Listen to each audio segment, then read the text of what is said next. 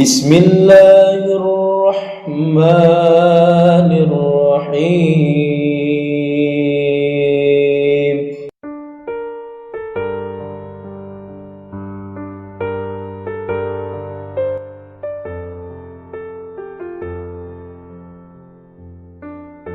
Assalamualaikum warahmatullahi wabarakatuh. Innal hamdalillah nahmaduhu ta'ala wa nasta'inuhu wa nastaghfiruh wa natubu ilayh wa nastahdihi wa na'udzu billahi min shururi anfusina wa min sayyiati a'malina. Man yahdihillahu fala mudilla lahu wa man yudlil fala hadiya lahu. Wa ashhadu an la ilaha illallah wahdahu la sharika lahu.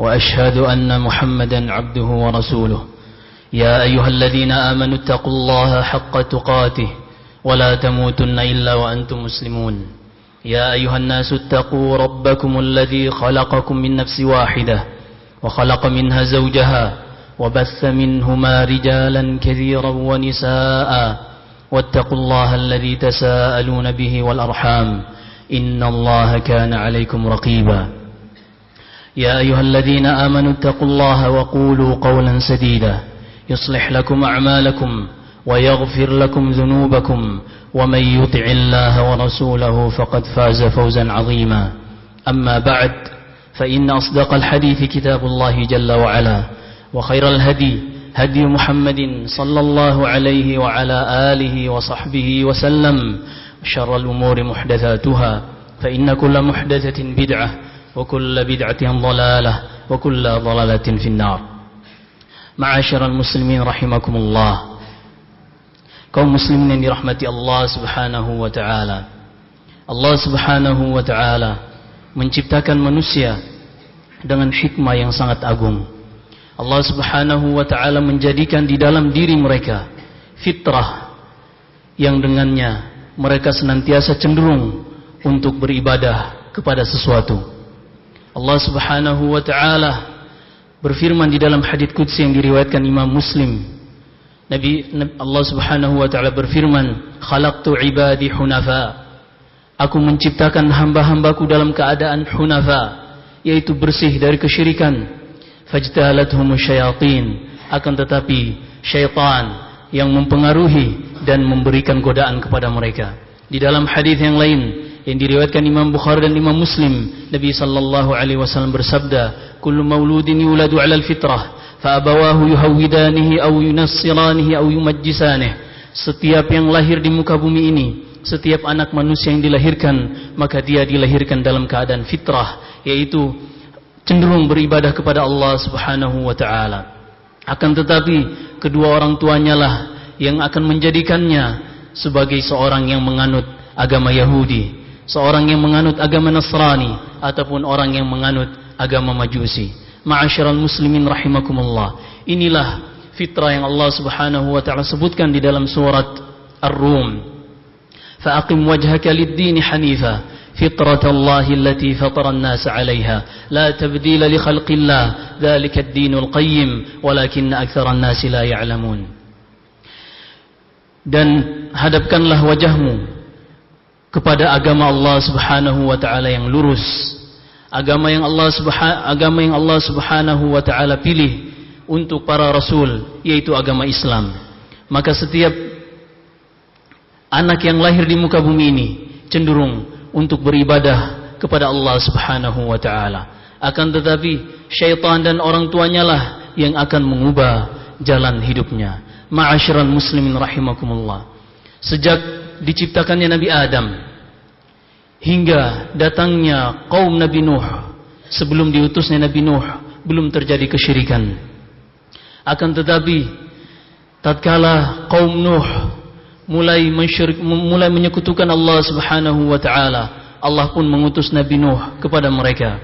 Walaqad arsalna Nuhan ila qaumihi falabitha fihim alf sanatin illa 50 'ama. Allah Subhanahu wa taala berfirman dalam surat Al-Ankabut, kami telah mengutus Nuh alaihi salam kepada kaumnya, dan dia berdakwah di tengah-tengah kaumnya selama 950 tahun. Tahukah kita kesyirikan apa yang terjadi pada kaumnya Nabi Nuh? Ibnu Abbas radhiyallahu anhuma mengatakan tatkala menafsirkan firman Allah Subhanahu wa taala dalam surat Nuh, wa qalu la tadharunna alihatakum wa la tadharunna waddan wa la suwa'an wa la yaghuth wa ya'uq wa nasra. Dan mereka mengatakan, wahai kaum kami, janganlah kalian meninggalkan peribadahan Tuhan-Tuhan kita, yaitu Wad, Suwa', Yaghuth, Ya'uq dan Nasr. 5 nama, kata Ibnu Abbas radhiyallahu anhuma. Kelima nama ini adalah nama-nama dari kaumnya Nabi Nuh yang semasa hidupnya mereka adalah orang-orang saleh. Mereka adalah orang-orang saleh yang taat beribadah kepada Allah Subhanahu wa taala di atas fitrah sebelum terjadinya kesyirikan. Namun tatkala mereka itu meninggal, kaumnya merasakan mulai lemah dalam beribadah, mulai turun semangatnya di dalam beribadah. Lalu mereka berinisiatif seraya mengatakan, mari kita membuat gambar, membuat patung, sehingga patung dari 5 orang yang menggambarkan 5 orang saleh yang telah meninggal ini. Sehingga walaupun mereka telah meninggal, tapi tatkala kita melihat patung mereka, melihat gambar mereka, patung-patung itu, gambar-gambar itu akan mengingatkan kita akan semangatnya mereka di dalam beribadah, sehingga kita pun bisa kembali bersemangat di dalam beribadah. Mereka pun membuat patung itu, membuat gambar-gambar itu. Akan tetapi kata Ibnu Abbas radhiyallahu anhuma, mereka sama sekali tidak beribadah, tidak menyerahkan doa, tidak meminta perlindungan, tidak meminta rezeki, tidak meminta keturunan atau pekerjaan kepada patung atau gambar-gambar itu. Mereka hanyalah sekedar mengingatkan agar lebih bersemangat di dalam beribadah kepada Allah. Tatkala mereka, generasi yang membuat inisiatif demikian telah meninggal, mulailah datang generasi setelahnya.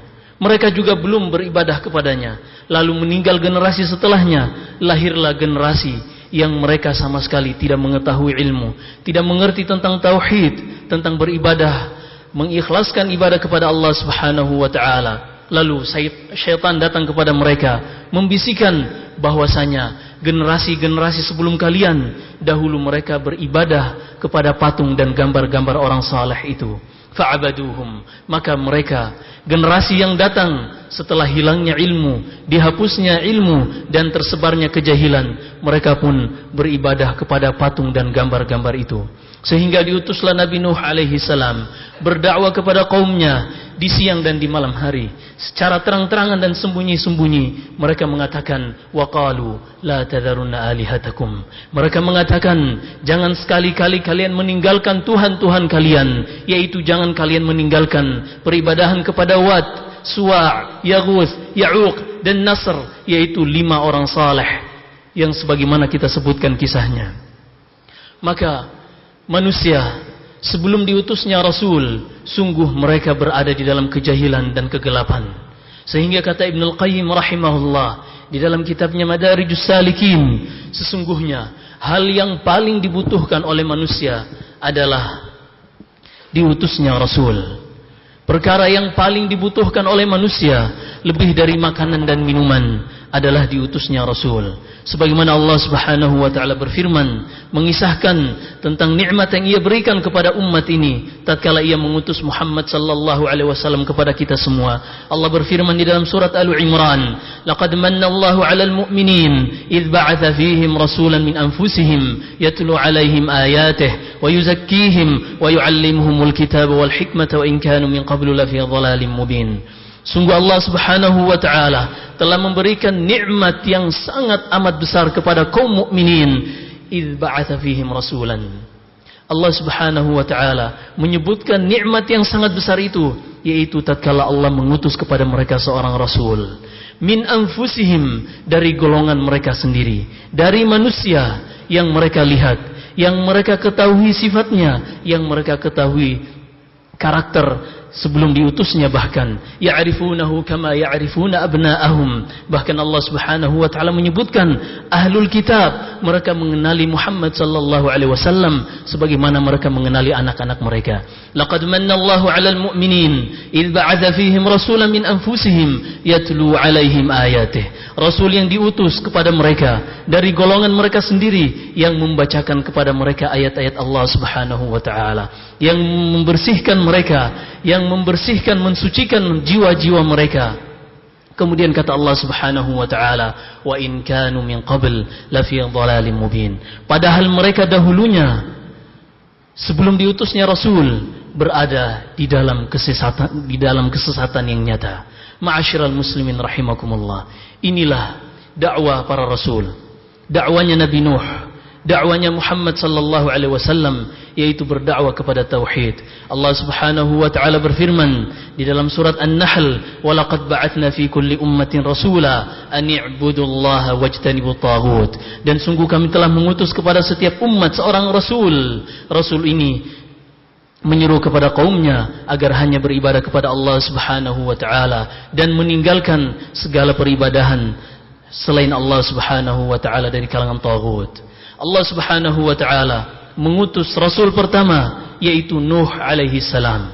Rasul yang pertama diutus kepada umat manusia adalah Nuh alaihi salam, dan yang terakhir diutus adalah Muhammad sallallahu alaihi wasallam. Semuanya menyeru agar hanya beribadah kepada Allah dan menjauhi segala yang diibadahi selainnya. Allah berfirman di dalam surat Al-A'raf mengisahkan tentang Nuh, "Walaqad arsalna Nuhan ila qaumihi faqala ya qaumi ibudullaha ma lakum min ilahin ghairu." Kami telah mengutus Nuh kepada kaumnya, yang dia menyeru kepada kaumnya, "Wahai kaumku, beribadahlah hanya kepada Allah Subhanahu wa taala. Sesungguhnya tidak ada yang berhak disembah selainnya untuk kalian."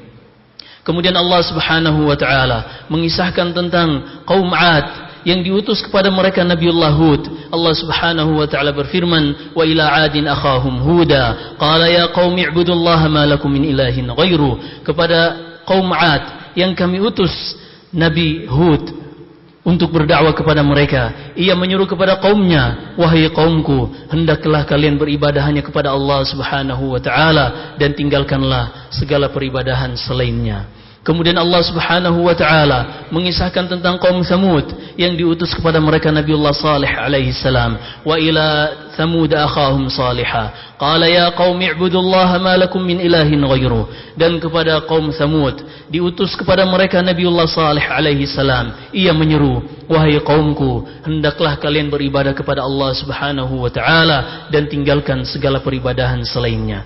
Kemudian diutus Nabi Syuaib, kemudian Nabi yang lain Ilyas, Nabi Ayyub dan selainnya, semuanya diutus kepada kaumnya hingga terakhir Nabi kita Muhammad sallallahu alaihi wasallam, "Ma kana Muhammadun aba ahadin min rijalikum walakin Rasulullahi wa khataman nabiyyin."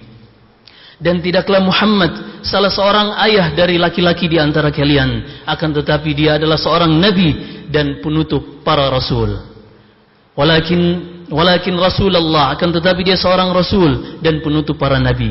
Sehingga keyakinan kita bahwasanya Nabi Muhammad adalah nabi penutup bagi semua rasul yang diutus kepada umat manusia. Ma'asyiral muslimin rahimakumullah. Inilah hakikat dakwah yang diutus dengannya para nabi, dan ini bukanlah perkara yang main-main.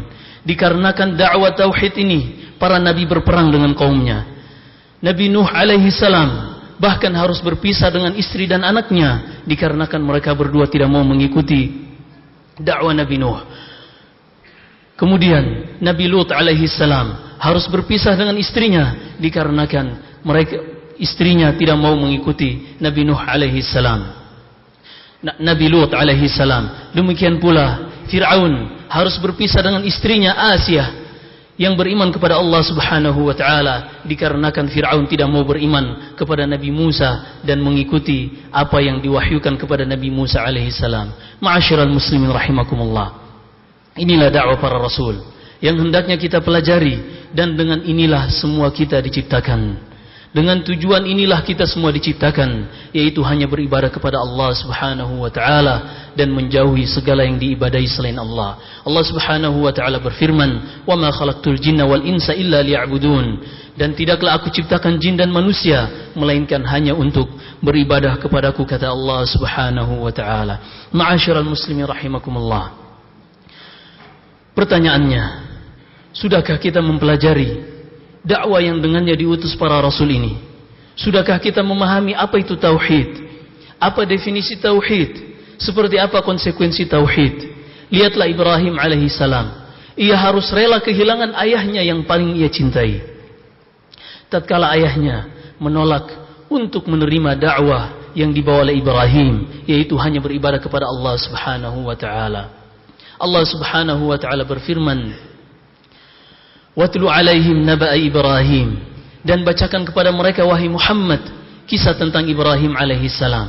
"Idz qala li abihi wa qaumihi innani bara'un mimma ta'budun." Tatkala ia berkata kepada kaumnya, wahai kaumku, sesungguhnya aku berlepas diri dari apa yang kalian ibadahi. Nabi Ibrahim alaihissalam dan juga kaumnya Allah sebutkan sebagai panutan bagi setiap manusia. Di dalam surat Al-Mumtahanah Allah berfirman, "Qad kanat lakum uswatun hasanah fi Ibrahim walladzina ma'ah." Telah terdapat untuk kalian suri tauladan yang baik pada Ibrahim dan kaumnya. Apa itu suri tauladan yang baik dari mereka? Idz qalu liqaumihim, tatkala mereka berkata kepada kaumnya, "Inna bura'a'u minkum," sesungguhnya kami berlepas diri dari kalian dan dari apa yang kalian sembah selain Allah Subhanahu wa taala. Ma'asyiral muslimin rahimakumullah, hendaknya setiap muslim mempelajari apa itu tauhid, bagaimana dia beribadah kepada Allah Subhanahu wa taala dan bagaimana agar dia terhindar dari kesyirikan. Jangan pernah kita berpikir kita telah mengucapkan syahadat la ilaha illallah Muhammadun Rasulullah, kemudian kita tidak akan terjatuh ke dalam kesyirikan. Lihatlah apa yang diriwayatkan oleh Imam Tirmidzi rahimahullah, dan beliau menghasankan hadis ini dari sahabat Tariq bin Syihab atau dari sahabat Abu Waqid Al-Laythi radhiyallahu an. Ia mengatakan Abu Waqid Al-Laythi adalah seorang sahabat. Suatu ketika tatkala selesai dari perang, mereka pulang bersama Nabi sallallahu alaihi wasallam. Para sahabat ketika itu pulang dari perang Hunain. Mereka melewati orang-orang musyrikin. Yang ketika itu orang-orang musyrikin memiliki pohon yang dengannya mereka tawaf, yang dengannya mereka i'tikaf, berada di situ beribadah kepada pohon, dan mereka menggantungkan pedang-pedang mereka di pohon tersebut. Tujuannya agar mereka mendapatkan berkah dari pohon itu. Kemudian kata Abu Waqid, "Famararna bisidrah." Lalu kami melewati pohon itu. Faqulna ya Rasulullah, ij'al lana dzata anwatin kama lahum dzatu anwat. Wahai Rasulullah, buatkanlah untuk kami pohon untuk mencari berkah sebagaimana yang mereka lakukan, yaitu yang dilakukan oleh orang-orang musyrikin. Kemudian kata Nabi sallallahu alaihi wasallam marah mengatakan, "Allahu akbar, innaha sunan, qultum walladhi nafsi biyadi kama qalat banu Israil li Musa ij'al lana ilahan kama lahum aliha qala innakum qaumun tajhalun." Kata Nabi sallallahu alaihi wasallam mendengar ucapan para sahabat itu, "Allahu akbar."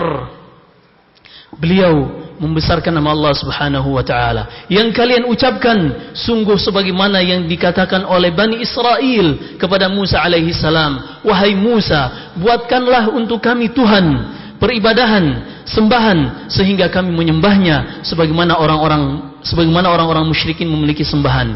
Lalu Musa mengatakan, "Innakum qaumun tajhalun." Sungguh kalian adalah kaum yang jahil. Nabi sallallahu alaihi wasallam marah ketika mendengar hal tersebut. Lalu beliau mengatakan, "La tarkabunna sanana man kana qablakum." Sungguh kalian akan mengikuti jejak umat-umat sebelum kalian. Ma'asyiral muslimin rahimakumullah. Ini adalah sahabat, para sahabat yang berada di tengah Nabi sallallahu alaihi wasallam, yang masih Nabi sallallahu alaihi wasallam ketika itu masih hidup, namun terjatuh ke dalam perkara-perkara kesyirikan. Akan tetapi Nabi sallallahu alaihi wasallam segera mengingatkan kepada mereka. Lalu bagaimana dengan kita yang sudah sekian puluh abad zaman kita jauh dari Nabi sallallahu alaihi wasallam? Akankah kita merasa aman dari yang namanya kesyirikan? Barakallahu li wa lakum fil Qur'anil Karim wa nafa'ani wa iyyakum bima fihi minal ayati wadh-dhikril hakim. Aqulu qawli hadha wa astaghfirullaha li wa lakum wa lisairil muslimin wal muslimat min kulli dhanbin wa khati'ah fastaghfiruhu innahu huwal ghafurur rahim. إن الله وملائكته يصلون على النبي يا أيها الذين آمنوا صلوا عليه وسلموا تسليما اللهم صل على محمد وعلى آل محمد كما صليت على إبراهيم وعلى آل إبراهيم إنك حميد مجيد وبارك على محمد وعلى آل محمد كما باركت على إبراهيم وعلى آل إبراهيم إنك حميد مجيد اللهم اغفر للمسلمين والمسلمات والمؤمنين والمؤمنات الأحياء منهم والأموات إنك سميع قريب مجيب الدعوات اللهم أعز الإسلام والمسلمين وأذل الشرك والمشركين ودمر أعداء الدين وانصر عبادك الموحدين. اللهم انصر إخواننا المستضعفين في بورما وفي سوريا، اللهم انصرهم في كل مكان. اللهم من أراد بديننا وبكتابنا وبسنة نبينا صلى الله عليه وسلم سوءا فأشغله بنفسه واجعل كيده في نحره واجعل تدبيره تدميره يا قوي يا عزيز يا رب العالمين. اللهم إنا نسألك الهدى والتقى والعفاف والغنى. اللهم إنا نعوذ بك أن نشرك بك شيئا ونحن لا نعلم، ونعوذ بك من أن نشرك بك شيئا ونحن نعلم. اللهم توفنا مسلمين وألحقنا بالصالحين. ربنا آتنا في الدنيا حسنة وفي الآخرة حسنة وقنا عذاب النار. عباد الله، إن الله يأمر بالعدل والإحسان وإيتاء ذي القربى وينهى عن الفحشاء والمنكر والبغي يعظكم لعلكم تذكرون. واذكروا الله العظيم الجليل يذكركم واشكروه على نعمه يزدكم ولذكر الله أكبر والله يعلم ما تصنعون.